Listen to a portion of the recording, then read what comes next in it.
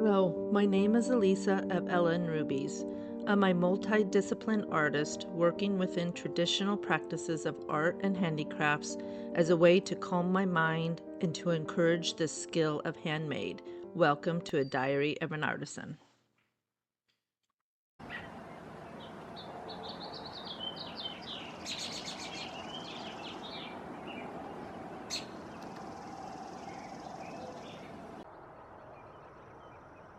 My garden has been sitting wild for the past 2 seasons. There have been no seeds planted, no weeds pulled, no vines tended, and I have missed it. I have missed the flowers and the herbs and the vegetables. I have missed the harvesting of abundance. So I am in the process of cleaning up the area. First, pruning the grapevines. This part always hurts. I'm afraid of pruning too much, or not enough.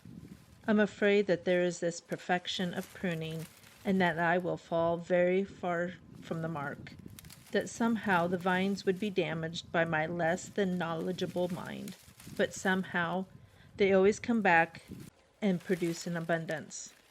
They need to be pruned while they are dormant, before any leafing out. I remember the third year I had them. I pruned heavily. They started to set on leaves and even started setting the fruit out. I was beyond excited. I had tried freshly picked off the vines Concord grapes from a friend. It had made the best juice. But that year we had a late spring freeze. I had no heater, but I had covered them with a drop cloth and hoping for the best. But that wasn't enough. I didn't know just how susceptible the leaves and the fruit were to that short burst of dipping temperatures. I cried. I went out and cut back the brown and wilting leaves and fruit, and much to my surprise, leaves and fruit set back on the vines, and so very thick.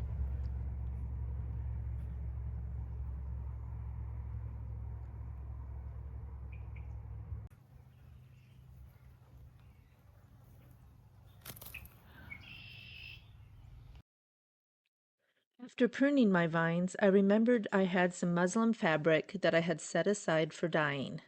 I had been wanting to try some new color combinations with over dyeing, such as marigolds over grapevines or carrot tops over onion skins. I remember the first time I pruned my vines, I wanted to try and make a basket. So I set them in a large pot and set them on simmer to kill any bugs lurking deep within. After several hours, I noticed that the water was a beautiful color, and I wondered if I could dye fabric with it. I didn't know what I was doing. I just simply went with intention of discovery. It worked. Sort of. The color was lighter than I would have liked, but I loved the effect.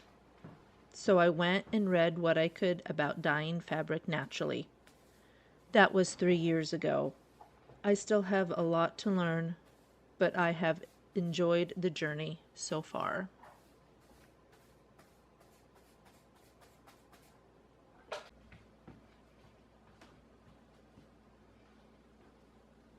So my large aluminum pot has been sitting on my stovetop filled to the brim with vines, slowly simmering for several days now, and will now set on the stovetop filled with cloth for a couple more.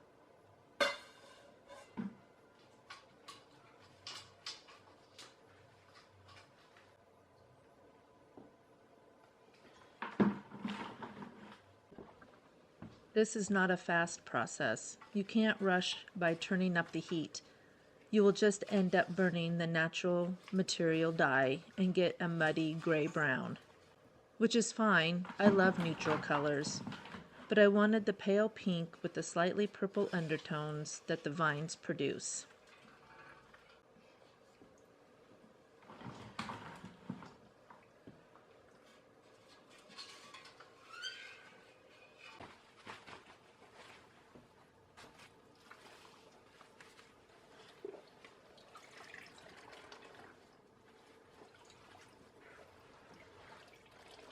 Creativity should be opposite of our world, not instant, not fast, but simply a journey about discovery.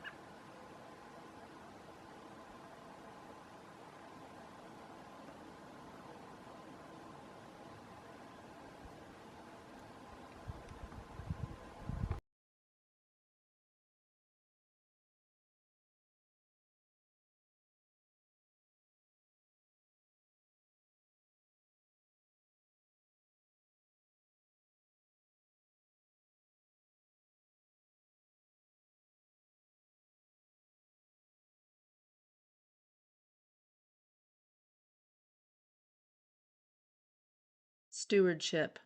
That is my word for the year. Maybe picking a word for the year is out of fashion, but I know that it has helped me to focus on the areas of my life that I need help in.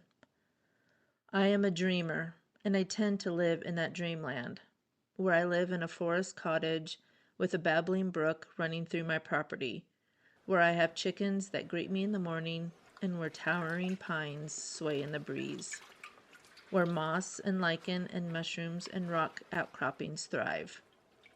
And because of that, I have become discontent with my one big God-given life here in the farmlands of Nebraska. I have not nurtured my present life, only my dreamed of one.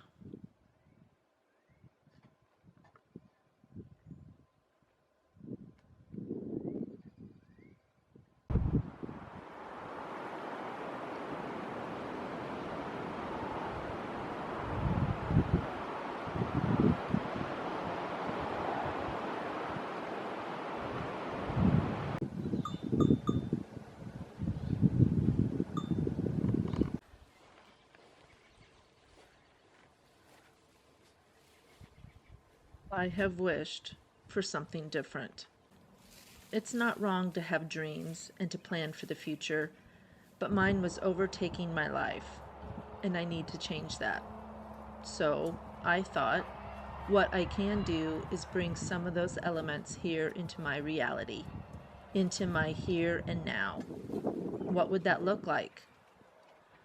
While I may not be able to bring in ferns and moss and towering pines here, for our climate is too dry and too hot, and the skies are too wide, but I can bring in native grasses and flowers and other elements that are just as enchanting.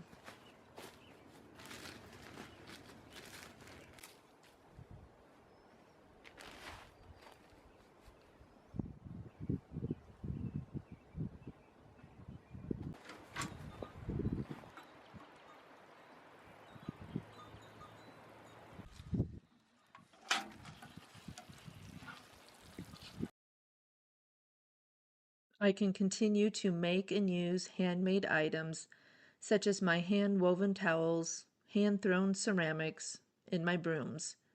I can continue to learn, to figure out why I think I need a forest cottage. For solitude and silence? Well, then I need to spend more time with my hands creating and less time letting my eyes watch someone else's life, choosing to watch only those where I am encouraged or am taught something. I can encourage my mind into gratitude. I can take care of my present home and garden and time. I can bake from scratch and write long-handed journal entries instead of typing. I can grow my own food and preserve them for the harsh, cold winter ahead. But in order to do all of that, I need to start now.